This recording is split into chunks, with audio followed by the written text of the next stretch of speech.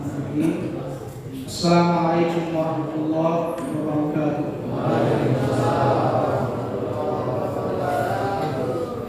Alhamdulillah wa kafa wassalatu wassalamu ala nabiyil mustafa wa ala alihi ala sidqi wal wafa. Asyhadu an la ilaha illallah wahdahu la syarika lah wa asyhadu anna Muhammadan abduhu wa rasuluh. Allahumma shalli ala Muhammad wa ala ali Muhammad wa ba'd. Bapak Ibu sekalian, jamaah salat maghrib dan isya yang dirahmati Allah Subhanahu wa taala. Alhamdulillah, segala puji bagi Allah pada malam hari ini kita diberikan Allah nikmat yang banyak, nikmat iman, nikmat Islam, nikmat kesehatan, nikmat kesempatan, dan nikmat-nikmat yang lain tidak bisa kita hitung. Termasuk di dalamnya nikmat berada di dalam majelis ilmu seperti yang kita rasakan pada saat ini. Karena tidak semua orang beriman, tidak semua muslim Allah berikan nikmat untuk berada dalam majelis ilmu seperti majelis ini. Majelis yang didoakan oleh para malaikat, dinaungi dengan sakinah, dengan rahmat, bahkan didoakan oleh binatang-binatang dalam lautan sampai ikan hiu sekalipun mendoakan orang-orang yang berada dalam majelis ilmu. Dan tidak semua orang Allah berikan nikmat seperti ini mau duduk mendengarkan, mendapatkan ilmu, itu tidak semua orang. Dan pada malam hari ini kita termasuk orang-orang yang diberikan nikmat itu berada dalam majelis ilmu ini.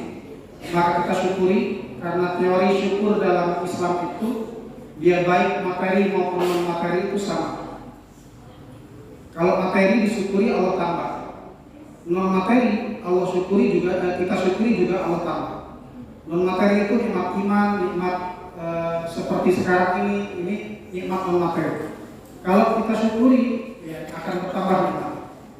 Salawat dan salam kita haturkan kepada sebaik-baik hamba Nabi kita, Nabi Muhammad Sallallahu Alaihi Wasallam. Semoga senantiasa tercurahkan kepada beliau. Semoga kita semua sampai akhir hayat kita menghembuskan nafas terakhir kita sebagai umat beliau, sehingga kita layak untuk mendapatkan syafaat beliau, dan semoga juga layak mendapatkan surga bersama beliau, insyaallah. Bapak Ibu sekalian, jamaah sekalian yang dirahmati Allah Subhanahu wa taala, bersyukur akhirnya kita bisa berapa yang perlu disampaikan tetapi diserahkan kepada saya. Nah, saya malam hari ini ingin membahas sebuah ayat dalam surah Al-Baqarah. Yang ayat ini sudah sama-sama kita hafal dan insya Allah sering kita mendengarnya.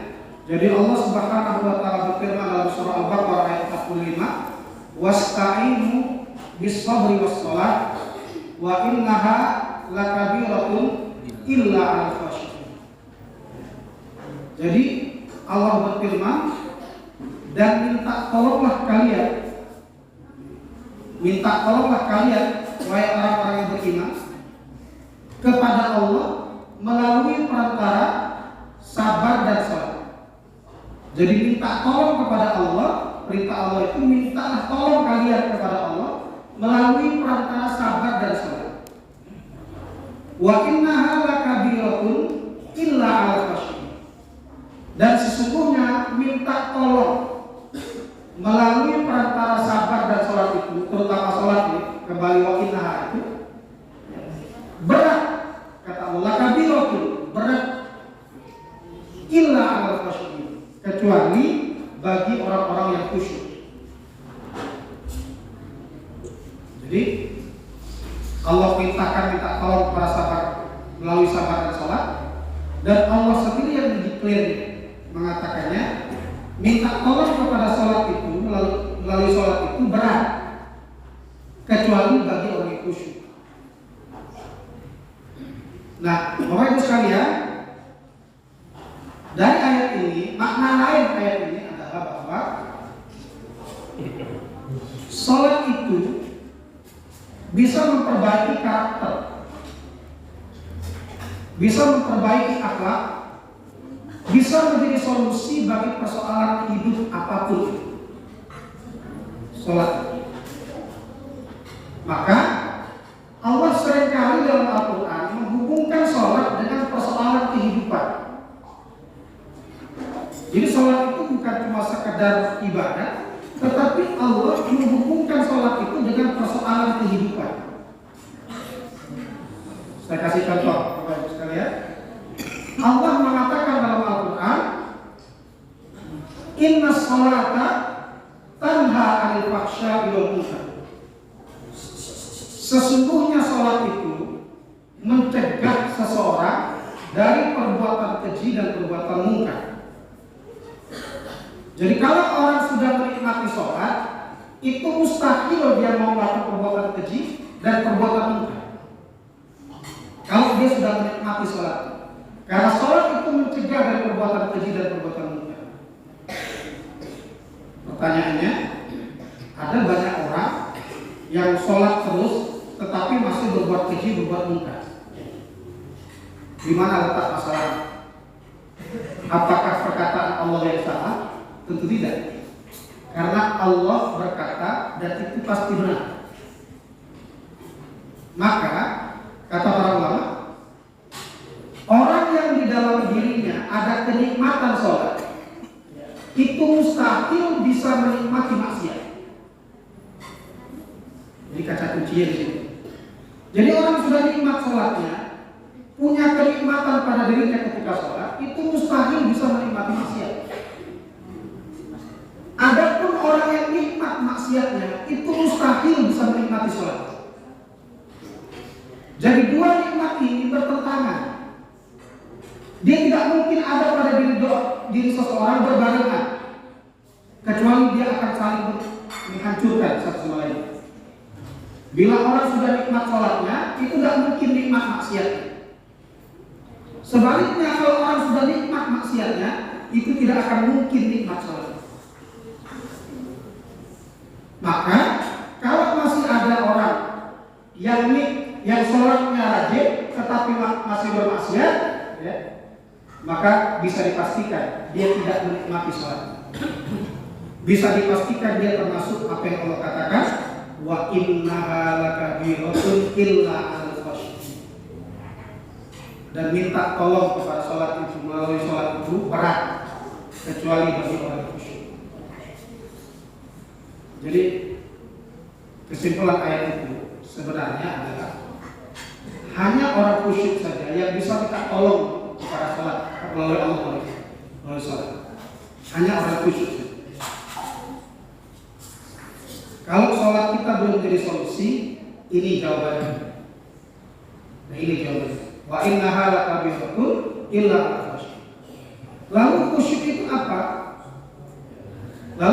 apa? Para ulama dengan mudah dan singkat itu mengatakan bahwa khusyuk itu adalah al-ittisalud daim ilal hadath. Apa sih khusyuk itu? Al-ittisalud daim ilal hadath. Begitu kata para ulama. Khusyuk itu adalah tersambung terus-menerus kepada tujuan. Itu khusyuk namanya.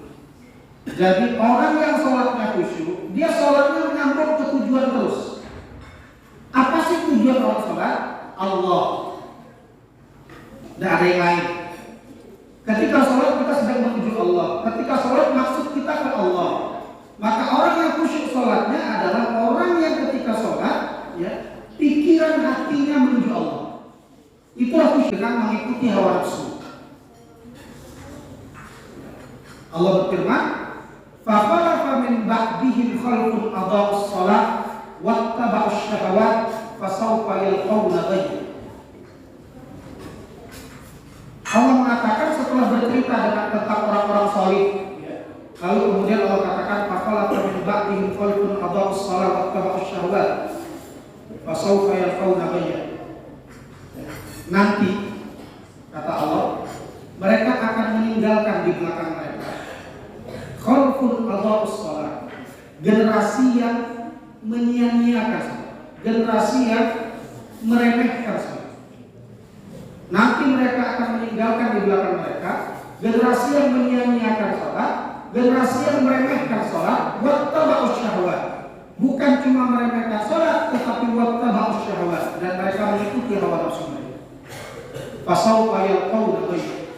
Maka kalau sudah begitu, mereka akan tersesat. Kalau sudah begitu mereka akan tersesat.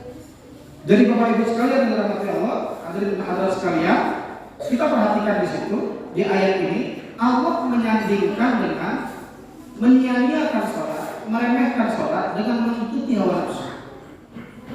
Jadi begini, orang yang sudah menyia-nyiakan sholat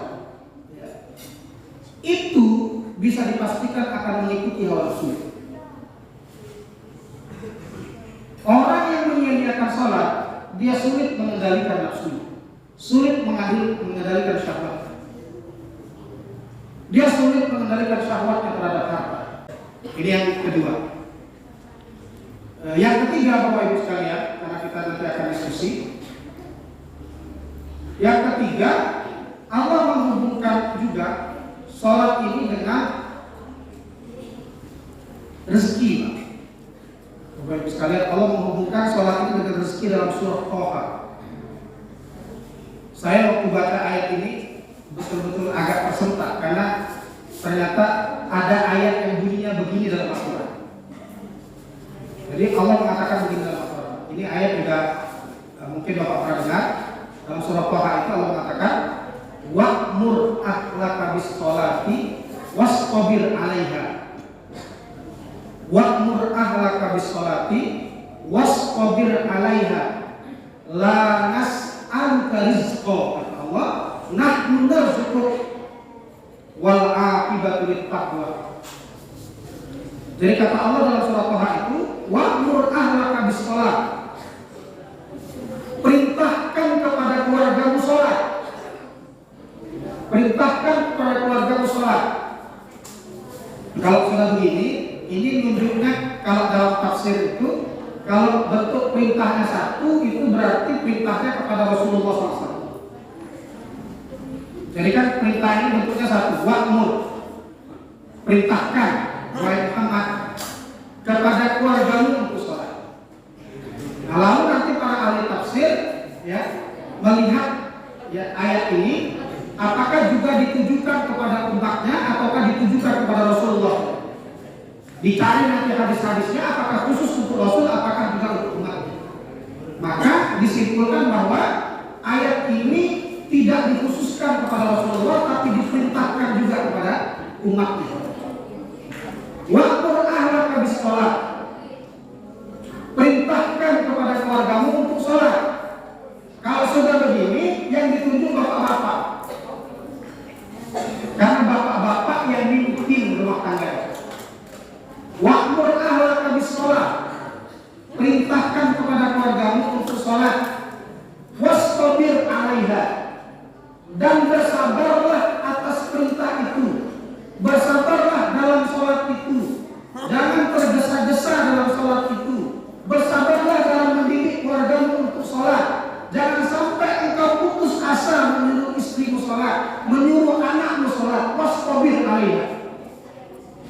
Jadi fokus kepala rumah tangga salah satunya adalah membuat keluarganya menjadi sholat. Dan bersabar atas itu. Tidak mudah membentuk istri yang mau sholat, ya, meskipun kadang-kadang istri itu, ibu-ibu itu lebih rajin dari bapak-bapak kadang-kadang. Saya sudah membacakan tiga ayat dalam Al-Quran yang menghubungkan sholat dengan persoalan kehidupan. Tadi yang pertama, sholat menghindarkan dari perbuatan keji dan munkar. Kemudian ayat yang kedua, sholat apa tadi Pak?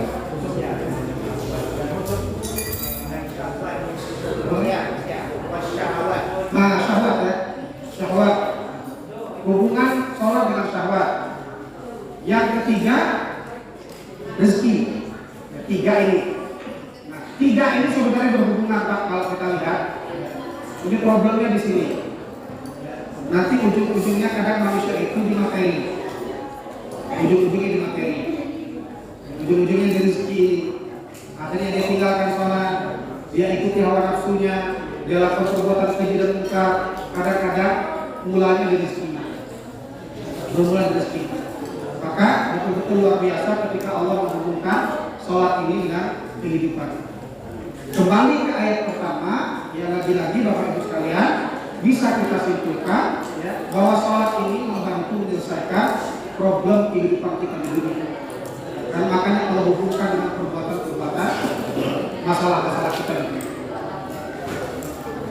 Itu saja materinya dari saya, ya. Mungkin karena kita diskusi sekitar 20 menit kali ya, karena sebentar lagi mungkin lewat berapa? Lewat 25 ya. Nanti sekitar 20 menit lagi. Kalau ada yang mau diskusikan atau mau break makan dulu. Ya. Assalamualaikum warahmatullahi wabarakatuh. Waalaikumsalam warahmatullahi wabarakatuh.